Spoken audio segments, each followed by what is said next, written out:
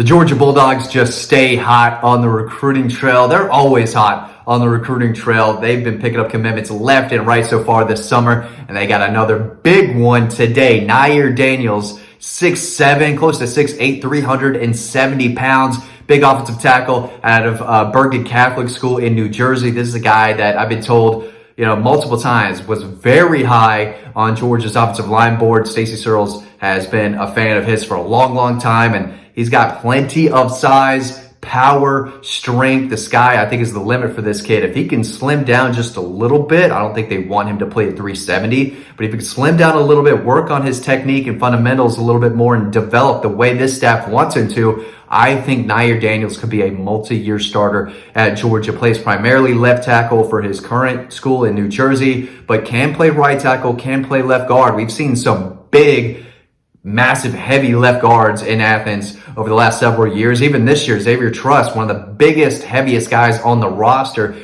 I think should be the starting left guard. I think that's what's going to happen. But Devin Willock was also a very, very big interior guard who played a lot of left guard. Justin Schaefer was really big, not as big as Xavier Truss or Devin Willock, but we've seen plenty of guys who are one of the bigger dudes on the team played that left guard spot. I think Nyier Daniels will play right tackle. That's my guess right now, but he's someone that they could play at multiple spots, and he will swallow up defenders with ease. He's still, working on his pass protection at 370. It's hard to, really handle and bully those speedy, long, athletic pass rushers from the outside, because at times they can be too quick for someone 370. So if he can continue to progress and, work on his pass protection, I think he's going to be a big time player for Georgia.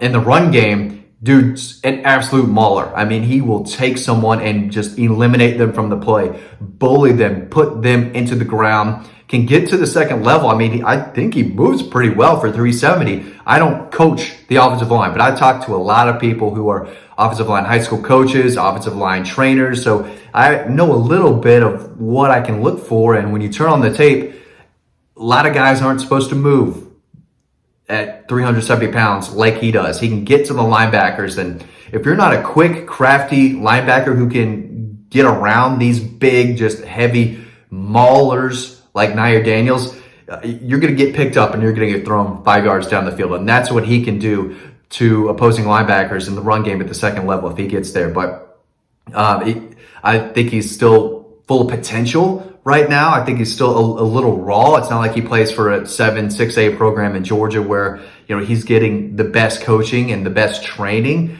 But you can't teach his size, his length, and his natural ability to just bully guys. And I know he does it in New Jersey. That's not where the best of the best play, but he has been high on Georgia's board for a long time now. Now, when you're watching this, it should be July 4th. Make sure you subscribe to the newsletter so you're not missing all this recruiting stuff that we've had coming and team stuff.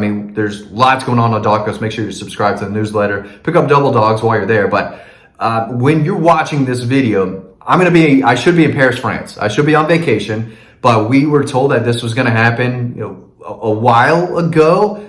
Ever since he came off of his official visit to Georgia in late June, we were told, hey, looks like Georgia's going to land this kid. Should probably get something ready. Thought this might have come sooner, but his original date, and maybe you are watching this sooner. Maybe he does make a commitment before his original July 4th commitment. But if you're watching this on July 4th, your boy is wearing the red, white, and blue over in Paris, France. I don't know if those people are ready for the party that I'm about to bring over there. I'm going to be celebrating July 4th. These people are like, who is this cat rocking the red, white, and blue, throwing down whatever alcoholic beverages I'm going to be throwing down. But back to Nyier Daniels. My basic point is I don't know what number commitment he is on the list right now because I'm making this in late June. So Georgia should be in the 20s. I think this is their third offensive line commitment. They've got Malachi Tolliver on board, 6'5", 315. Holds that well. He does not look 6'5", 315 to me, but I've been told by a reliable source he is in the 300 pounds. But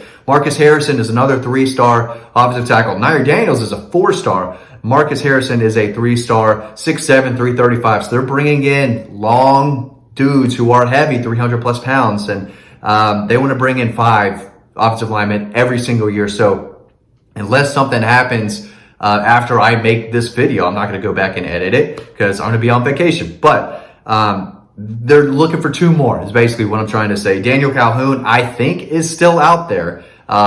When he commits, I think it's going to be either Alabama or Georgia. I think there's a fight there. Right now, I think Alabama might have a slight edge, but for most of his recruitment, I thought Georgia was the team to beat. So depending on when you're watching this, they may have changed. He might be on Georgia's commit list as far as, for all I know. I know he likes Georgia, but right now, late July, I'm hearing a little bit more about Alabama. Brandon Baker just took his official visit to Georgia this past weekend, which was the weekend of June 23rd. I still think, as far as I know, he's fresh off this Georgia official visit, still working on sources there, but I think Oregon's still the team to beat. Michael Uini, another guy who I thought was all but set to go to Michigan. I think and he could be by the time you're watching this video. I feel like I need to say that more and more, but I think Georgia really impressed him. Ethan Callaway, 300-pound offensive tackle from North Carolina that's been on campus a good bit. I think he's leaning towards LSU. Marquise Easley, 340 pounds. He was another guy high on Georgia's board, very high. He's an NIL guy. I don't know if Georgia just didn't give him the answers that he wanted on that side of things, but he recently announced his top 3. I think Georgia was not in it, and I was very surprised. Maybe that was a little bit of a smokescreen. Maybe Georgia can get back into that, but I know he was the top target, and leaving Georgia out of his top 3 or 4, I can't imagine Stacey Searles and the Georgia offensive staff were happy about that one, but I'm going to still mention him. Fletcher Westphal, I think that could go Georgia Clemson, depending on where he is on Georgia's board, if they're going to keep pushing for him. But he's another long, tall, lengthy dude, 6'7", but he's a little leaner at 295. And Jonathan Daniels, I think he's FSU bound, but he was only at 275. So for the most part, they want to bring in these bigger, heavier guys, and that's exactly what Nyier Daniels is. Now, as far as playing time goes, Georgia took 5 in the 2023 class. Monroe Freeling is the guy. They're the big-time 5-star offensive tackle they took then. He could be a multi-year starter, but they also took Jamal Merriweather out of Brunswick. Kelton Smith is a 4-star interior guy. That was at Carver Columbus. And Joshua Miller out of Virginia. He was not great from what I heard when he played Milton his senior year. We'll see if he continues to progress and do big things at Georgia. But he's another guy who is really, really big. I mean, they brought in they're bringing in more heavier guys than they did in that 23 class for sure. So I think that was the intent. They brought in more kind of longer, leaner, athletic guys like Monroe Freeling and Jamal Merriweather. Whereas in this 24 class, they want some beef. They want some heavy dudes just to balance that out. So Nyier Daniels is going to bring that. He's going to be one of the biggest guys on campus, really the second he gets to campus. But middle 4-star guy, in my opinion. I think he's ranked, let me pull this up here. I thought I had it in front of me. I don't. Now, Brandon Baker's the number 1 offensive tackle in the country. I mentioned him earlier. Don't think Georgia lands him unless things really change. But let's see. Nyier Daniels is the number 13 offensive line prospect in the country, number 58 in the country, number 13 offensive lineman, number 2 prospect in New Jersey. So a solid 4-star guy. Interesting that there are 11 guys better than him, because when you turn on the film, it's easy to see why this Georgia staff and Stacey Searles said, okay, we want that guy, that big giant of a dude who moves pretty well and still has a lot of room for improvement. Still a little bit of a project, but he's got size that you can't teach.